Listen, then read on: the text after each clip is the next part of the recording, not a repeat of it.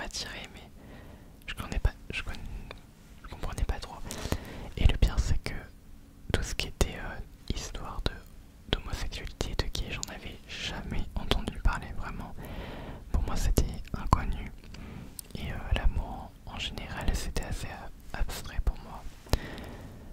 Et donc voilà, ça a un peu bouleversé ma vie. Et je m'en suis pas rendu compte jusqu'à ce que justement c'est par le regard des autres que je me suis rendu compte de ça. Et d'un autre côté, je me suis également du coup vu, on va dire, en fait, le regard des autres il a fait que c'est comme si on disait que j'étais pas normal. J'ai eu un peu de mal à l'accepter au début, mais je me suis assumé très vite. Je me suis assumé vraiment très très vite. Et par rapport à ça, du coup, j'ai fait mon coming out à ma mère. Ma soeur elle le savait aussi. J'ai pas fait à tout le monde, mais j'en ressens pas le besoin énormément, donc voilà. Donc la première question qu'on m'a posée sur Instagram, c'est: fais-tu des rencontres sur Paris? Alors il faut savoir que moi, je vais souvent à Paris. Alors quand je dis souvent, c'est 1 à 2 fois par an, mais c'est, je crois, la ville où j'ai été souvent. J'aime beaucoup Paris parce qu'il y a beaucoup de choses, etc. Et j'y suis allé il y a quelques mois maintenant, enfin même 5-6 mois, je sais plus, pour justement un événement caritatif. Et de base, je devais faire une rencontre abonnée. Et j'ai pas pu parce que j'ai pas eu le temps. Mais il se peut que un jour je prévois d'aller à Paris, tu vois. Et bah, si j'y vais, ouais, effectivement, je vais essayer de prévoir quelque chose. Un petit rencontre abonnée, ça pourrait être sympa, surtout que je sais que dans les grandes agglomérations, j'ai quand même des abonnés. Mon seul problème, c'est qu'à chaque fois, je suis pas organisé pour prévoir ce genre de choses-là. Je fais souvent sur l'instant T. Et ça, faut que j'arrête, parce que sinon, je vais jamais m'organiser, tu vois. Il y aura jamais personne. Donc, effectivement, ouais, je pourrais faire des rencontres abonnées. Moi, j'aimerais bien, bah, te rencontrer, quoi, vous rencontrer. Parce que, enfin, vous êtes un petit peu, je sais pas, mes bébés, mais vous êtes un peu ma communauté, ma petite commu, quoi. Et, enfin, c'est bête à dire, mais je tiens énormément à vous. Donc, bah, j'aimerais bien rencontrer les gens qui me regardaient en travers d'un écran, tu vois, dans la réalité. Je trouve ça plus intéressant. Et ça me fera travailler, on va dire, pas mon anxiété sociale, mais je suis très timide, donc voilà. Donc oui, un jour, il y aura une rencontre abonnée sur Paris. La troisième question qu'on me pose, c'est où est-ce que j'habite. Il faut savoir qu'avant, j'étais chez mes parents. Et mes parents, ils sont dans une toute petite ville de 7000 habitants. Et du coup, on va dire, ma nouvelle vie, c'est des études.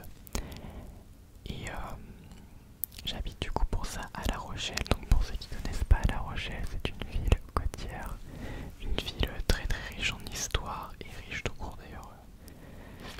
C'est vraiment, on sent l'opulence quoi. Et j'habite dans le quartier des Minimes. Donc pour ceux qui connaissent pas, c'est, on va dire, le quartier étudiant. La quatrième question, c'est: tu étudies quoi? Alors moi je suis en LEA. Pour ceux qui savent pas, ça veut dire langue étrangère appliquée.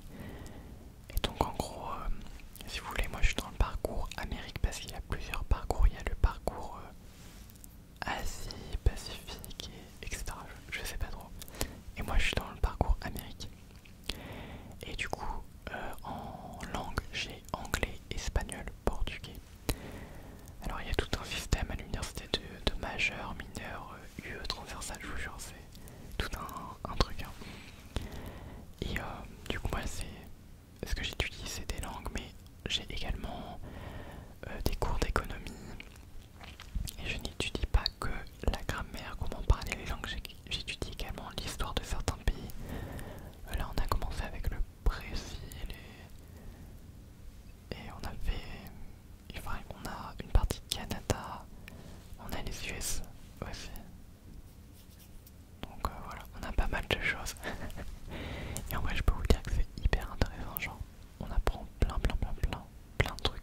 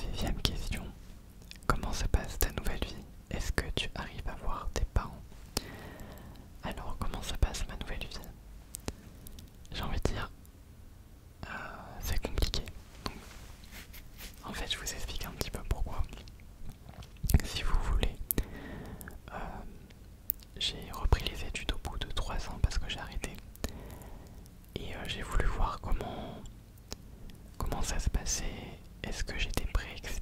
Et je me rends compte que finalement je suis pas prêt. Enfin, j'ai fait une crise d'angoisse, une crise de panique pour mon premier contrôle.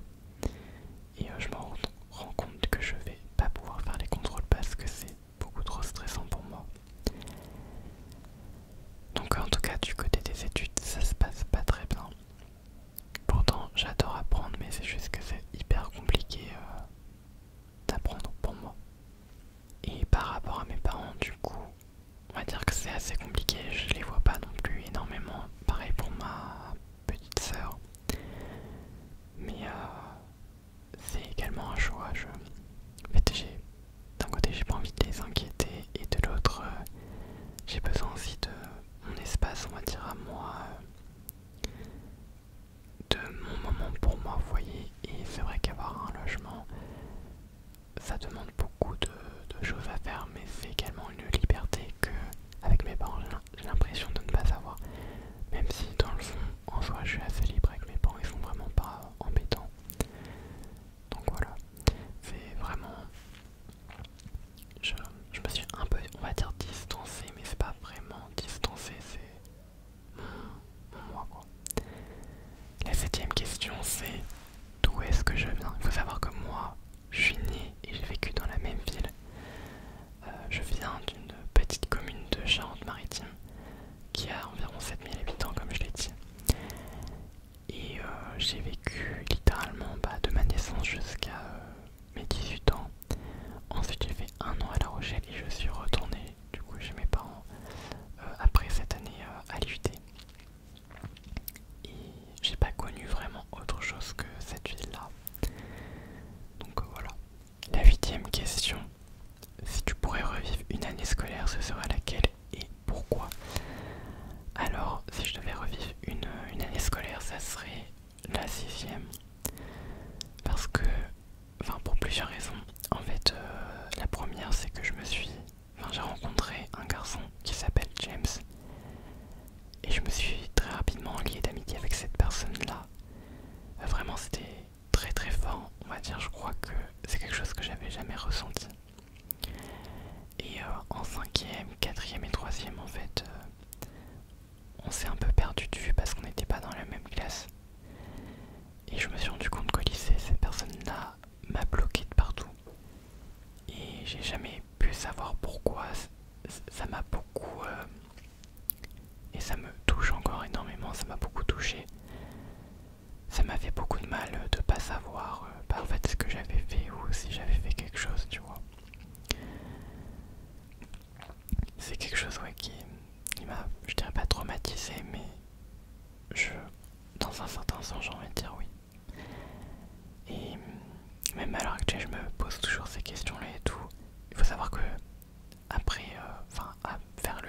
un peu après que j'ai découvert qu'il m'avait bloqué de partout, je l'ai vu sur un site de rencontre et je me suis rendu compte qu'en fait lui aussi il était gay. Et du coup ça m'a fait poser plein de questions. Et bon j'avoue, j'aurais pas dû, je me suis créé un faux compte pour en apprendre un peu plus pour voir, tu vois.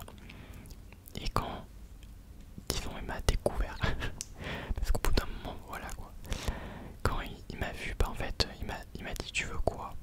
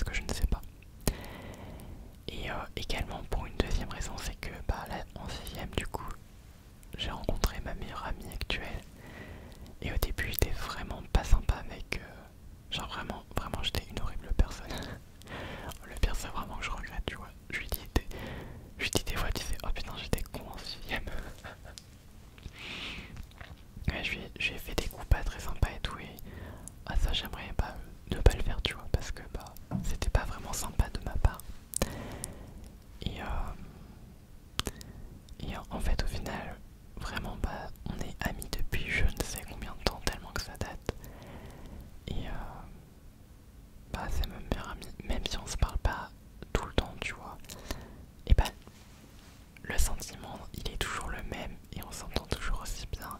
Et pourtant on n'a pas forcément masse points en commun, vous voyez, on est assez opposés, ce qui est marrant. Mais enfin moi je l'adore ma meilleure amie et si tu passes par là, coucou Lola.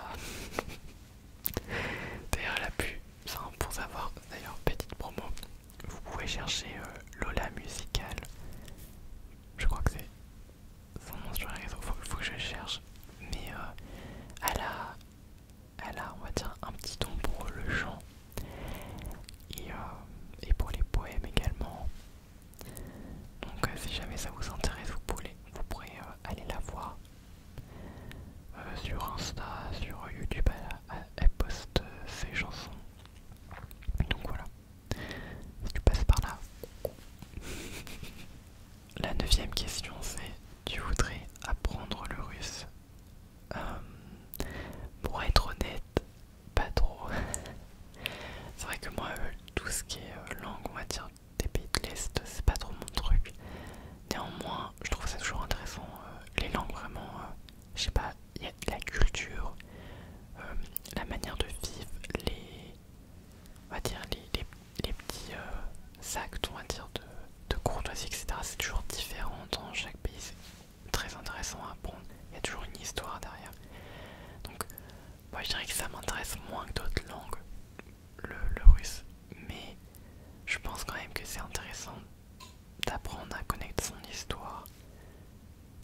Parce que enfin, on peut apprendre beaucoup de choses au final et peut-être de notre propre histoire au final. Donc voilà ma réponse par rapport à tout ça. La 10e question. On t'a jamais dit que tu avais des faussaires de Harry Potter? Je répondrai à ça si on me l'a dit souvent que j'étais faussaire de Harry Potter. En tout cas que genre c'est soit Harry Potter, soit en ce moment Eric Mendes. Avant on me disait Thomas Shelby. Enfin, on m'a sorti plein de trucs. Hein. Donc ouais, on me le dit souvent. Harry Potter, c'est vrai que ça revient vraiment souvent. Et des fois j'en rigole, je prends une de mes baguettes et je suis en mode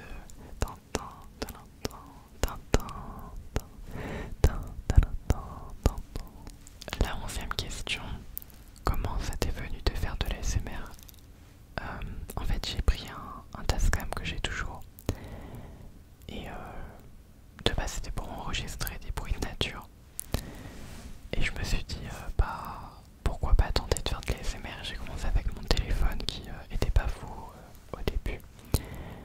Et j'ai trop kiffé, j'ai posté sur mon ancienne chaîne maintenant, qui est ma chaîne de rediff. J'ai posté tout un tas de vidéos. Et bah, j'ai trop kiffé. Je m'étais même pris à... Enfin j'avais même pas 500 abonnés, je m'étais pris une caméra à 800 euros. Enfin bref. J'avais pris vraiment plein de trucs. Et au final elle m'a pas servi tant que ça cette caméra. Mais ouais, la SMR, j'ai grave kiffé. Puis ensuite j'ai découvert les lives. Et au début c'était grave la galère parce que ma cause c'était vraiment de la D. Mais je préfère les lives aux vidéos parce que c'est beaucoup plus humain et naturel. Donc voilà comment m'est venue l'idée de faire de l'ASMR. En fait j'avais juste un Tascam mais j'avais envie de tenter et ça m'a grave plu donc j'ai continué.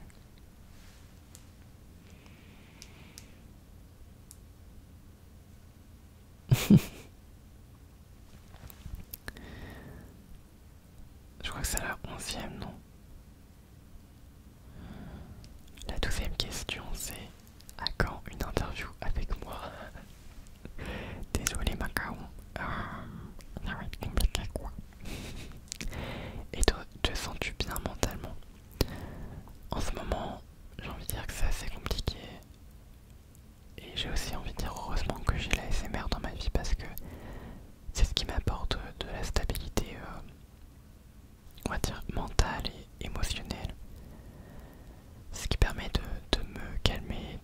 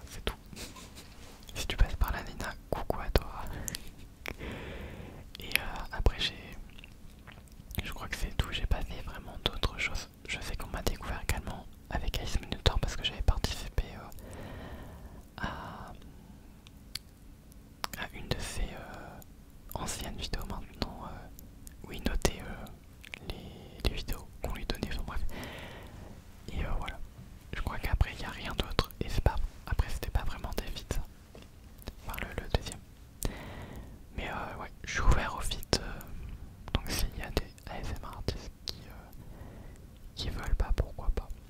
Si je trouve ça intéressant, bah go. La 14e question. Je me demande comment tu fais pour gérer ta journée après le live. Je dirais que c'est assez compliqué. Je suis souvent fatigué après les lives et quand je dors, après je suis fatigué quand même. Mais j'essaie d'avoir une vie, on va dire, à peu près normale. Il y a des fois je vais dormir beaucoup plus et des fois un peu moins. Ça dépend des périodes et comment je me sens. Mais même si c'est compliqué vraiment, je trouve que je vais bien mieux depuis justement que je fais de l'ASMR. Donc voilà. La 15e question. Pourquoi es-tu souvent seul, comme tu le dis sur tes lives, timidité ou autre chose? Il y a une part où c'est beaucoup de timidité et puis j'ai l'impression un petit peu de, je sais pas comment expliquer, mais d'être à part des gens. Là par exemple j'ai du mal à m'intégrer avec ma classe parce que je me rends compte, j'ai l'impression en tout cas que j'ai pas la même mentalité ou la même manière de penser que la plupart des gens que je croise. Et c'est vrai que du coup c'est assez compliqué. Parce que des fois j'ai faux, hein, je pense. Mais c'est vrai que bah, je suis assez déphasé par rapport à tout ça. Et, ce sentiment d'être seul, ça fait depuis très longtemps que je l'ai au final. Et pourtant il y a pas forcément de raison. Mais c'est juste que je me sens seul sans l'expliquer foncièrement pourquoi. Et c'est assez compliqué parce que des fois je vais le ressentir, des fois ça va être moins important. Mais ça dépend des moments on va dire, mais ça revient toujours plus souvent. Mais il y a en fait ça avec la timidité, c'est vrai que ça fait que j'ai l'impression d'être souvent seul. Et il y a des fois en fait j'ai envie d'être seul. C'est aussi ça, il y a des fois j'ai juste besoin de me recharger on va dire. Et être seul, ça me fait du bien. Des fois. Une autre question, je me souviens plus du tout à combien on était, mais c'est pas grave. Quel pays souhaites-tu visiter plus tard? Je pense qu'un pays que j'aimerais bien visiter, ça serait le Canada, pour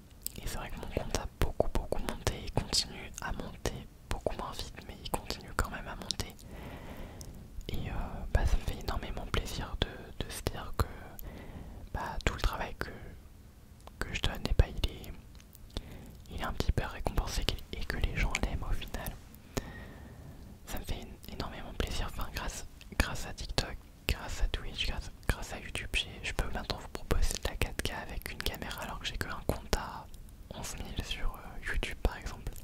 Genre, quelle chaîne à 11 000 et propose de la 4K en aussi bonne qualité? Je pense qu'il n'y a pas beaucoup. Bientôt j'ai d'autres projets pour la chaîne. Peut-être qu'on demandera dans une autre question si on demande ou pas. Mais ouais, j'ai d'autres projets avec des micros de malade, etc. Donc ouais, moi je suis beaucoup sur la qualité.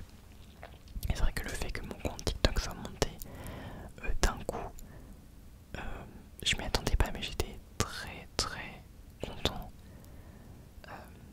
Après j'avais un peu peur que ça soit que, tu vois, genre juste comme ça et puis hop, plus rien. Mais ça me fait toujours plaisir de voir que vous êtes aussi nombreux à chaque live et que vraiment il y a une communauté qui me suit dessus. Je suis très content. Euh, c'est une plateforme que j'aime bien. C'est pas ma plateforme favorite parce que mes premiers pas c'est sur Twitch et YouTube. Mais j'ai fini par bien aimer TikTok et c'est grâce d'ailleurs au live parce qu'avant j'étais très peu sur TikTok et depuis que je live je suis également viewer sur d'autres chaînes etc. Donc ça m'a apporté plein de bonnes choses on va dire et ça m'a permis de me faire découvrir du coup à d'autres gens qui ne me connaissaient pas du tout. Donc vraiment pour moi c'est que du positif. Effectivement, si je devais donner un point négatif, c'est que je m'attendais pas à la haine que j'ai reçue. Vraiment au tout début, c'était assez compliqué on va dire à gérer. Là maintenant ça s'est beaucoup calmé. Vraiment j'ai presque jamais de commentaires haineux. Je suis très content de ne plus en avoir. Et c'est vrai que ça c'était le point négatif qui était assez compliqué à gérer. Alors là on me demande si je suis bisexuel. Et comme je l'ai dit au début de la vidéo, je suis totalement gay donc j'aime que les hommes. Voilà. La prochaine question c'est: ça te fait quoi au quotidien les gens qui te jugent sur tes lives car tu as des faux ongles? Alors il faut savoir que je n'ai pas de faux ongles. Les ongles qu'on peut voir là ce sont mes vrais ongles. Donc vraiment c'est des ongles naturels, de ce qu'il y a le plus naturel. C'est vraiment pas des faux ongles, c'est mes vrais ongles tout simplement. Et comment je le vis? En fait je suis en mode juste ça me fait plaisir d'être comme ça et puis genre je vais essayer de pas m'occuper de ce que les autres pensent parce que au final le plus important c'est que moi j'aime comment je suis et c'est tout. Et les commentaires de toute façon du style coupe des ongles je sais pas quoi, ils sont bannis très rapidement par mes modérateurs donc y a pas trop de problème. Puis en plus j'ai banni le mot je crois ongle pour pas qu'on me pose la question. Mais disons que c'est un peu chiant de tout le temps répéter les mêmes choses on va dire. En ce moment comme j'ai dit ouais il y a très peu de haine, en tout cas je le perçois beaucoup moins. Donc je suis assez content, vraiment c'est beaucoup moins compliqué qu'avant. Et disons que les gens ils peuvent penser à ce qu'ils veulent, moi ça je suis en mode whatever quoi. On me demande: es-tu bien dans ta peau? Je dirais que c'est assez compliqué. Comme je l'ai dit précédemment, mentalement je suis un peu, j'ai envie de dire perdu, je sais pas si c'est vraiment le terme, mais disons que j'ai deux parties, j'ai l'impression d'avoir deux parties en moi. Il y en a un qui sait qui il vaut, qui sait qui il est, etc. Il y a une autre partie qui est vraiment genre ne m'aime pas, qui je m'aime pas, et des fois je me dis je me déteste et tout quand je fais mes crises de toutes sortes. Généralement vient ces idées là où je suis en mode je me déteste, je m'aime pas, etc. Donc c'est vrai que c'est assez compliqué d'être moi-même. Est-ce que c'est beaucoup de violence psychologique, beaucoup de pollution, etc. Ça je l'avais déjà expliqué beaucoup de fois dans les lives et j'essaye en ce moment, je suis dans la recherche avec le psychiatre, etc. parce que j'ai enfin compris que j'étais malade et je pense final parce que bah si j'ai rien, enfin, entre guillemets si j'ai rien, ça voudrait dire que je peux, on va dire, me guérir, mais ça fait plus de 10 ans que j'ai toujours des hauts et des bas. Et j'en suis venu juste à me dire que bah, il y avait peut-être en moi quelque chose qui faisait que, et je me suis rendu compte depuis plusieurs mois de beaucoup de choses. Et donc je commence, on va dire, à l'accepter, mais c'est très compliqué, je suis très très instable émotionnellement parlant. Donc j'aurais dit mais l'ASMR c'est vraiment quelque chose qui me permet de me calmer. Et si j'avais pas ça, je pense que je ferais plein de bêtises. Donc en fait ça dépend, quand je fais de l'ASMR je me sens bien parce que ça me calme. Mais c'est vrai qu'en dehors j'ai beaucoup de mal. Voilà. La prochaine question est: si l'argent ne comptait pas, quel métier ferais-tu simplement par bonheur? Et ben moi je dirais l'ASMR. Je le considère pas forcément comme un métier, mais je sais que c'est vraiment, je le redis, mais c'est vraiment ce qui me fait du bien quoi. Et j'ai l'impression d'être vraiment utile en fait quand j'en fais. J'ai l'impression d'aider les gens et je pense pas que c'est qu'une impression. J'aide les gens à s'endormir, j'aide les gens à se détendre, à parler de leur quotidien parce que bah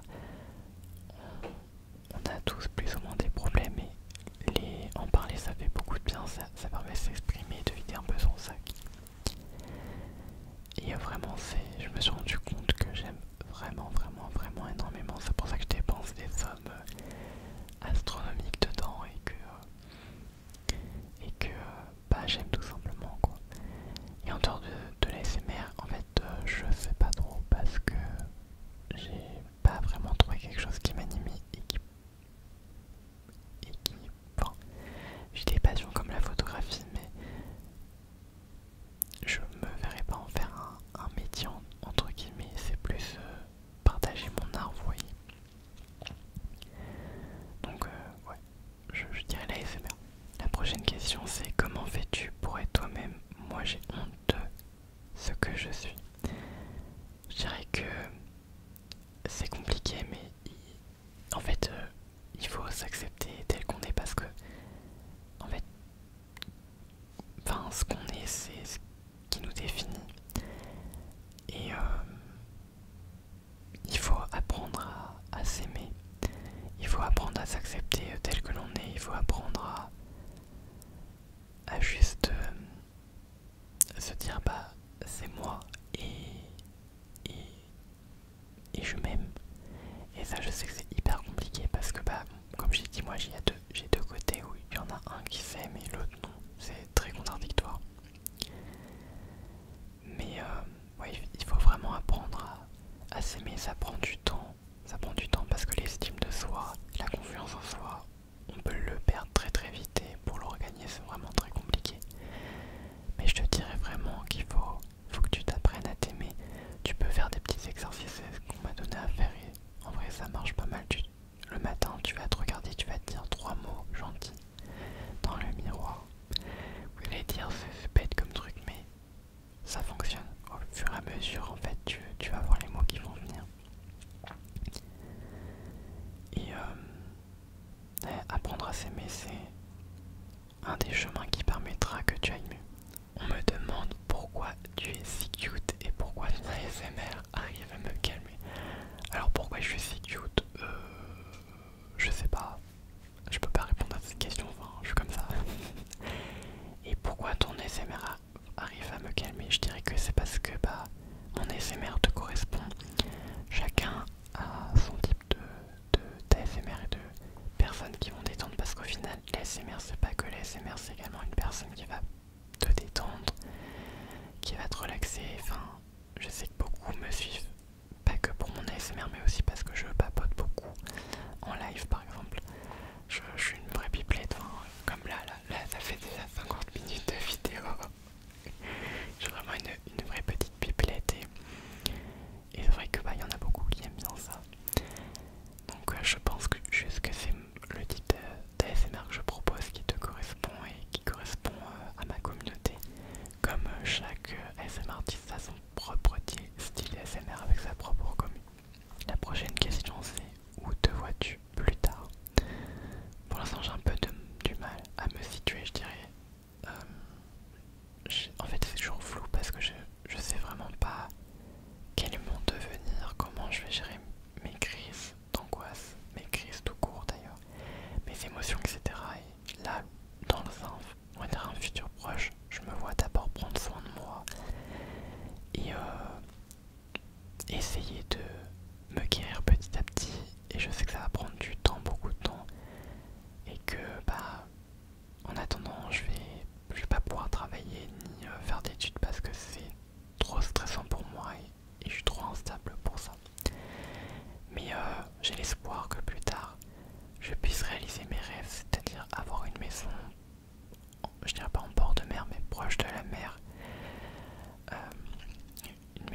j'ai fait un rêve sur ça, très lumineuse. J'aimerais vraiment une maison assez lumineuse, assez solaire. J'aimerais avoir quelqu'un dans ma vie, pouvoir aimer quelqu'un, parce que les sentiments d'amour, c'est très compliqué chez moi de ressentir, on va dire de l'amour. En tout cas, je le ressens pas comme les personnes qui se le ressentir. Donc, j'aimerais bien que tout ça, on va dire, que je le ressente quoi. Après, je pense que j'ai des traumas qui font que je suis un peu bloqué également. Mais j'aimerais bien voilà, me trouver quelqu'un, avoir ma maison, continuer à faire de la l'ASMR parce que j'aime vraiment ça, continuer à faire de la photographie. Et juste en fait, tout simplement être heureux dans ma vie, être réellement heureux, trouver mon bonheur. Et je sais que le bonheur c'est pas durable, mais moi je pense que vraiment quand tu as quelque chose de stable dans ta vie, il l'est. Plus ou moins. Il y aura toujours des phases où ça sera un peu plus down ou autre, mais moi j'aimerais vraiment enjoy ma vie quoi. Je dis pas que je l'enjoy pas, mais je dis que c'est très compliqué pour moi. Ce qui est différent de ce que j'aimerais dans le futur. Et pour finir, la dernière question c'est: depuis quand tu fais de l'ASMR? Est-ce que ça te détend de faire des vidéos? Alors depuis quand je fais de l'ASMR? J'en fais depuis 3-4 ans maintenant. J'ai commencé sur YouTube, puis j'ai décalé sur Twitch beaucoup. J'ai un peu laissé à l'abandon ma première chaîne YouTube. Et puis on m'a demandé une seconde chaîne, donc j'ai créé cette chaîne là maintenant. Et j'ai commencé à y poster des vidéos régulières. Et j'ai vraiment pris de nouveau du plaisir. J'ai fait une longue pause parce que je prenais plus trop de plaisir à tourner des vidéos YouTube, contrairement à faire des lives. Et c'est vrai que maintenant, là j'ai toujours des phases comme là, ça fait un mois que j'ai pas tourné et j'en pouvais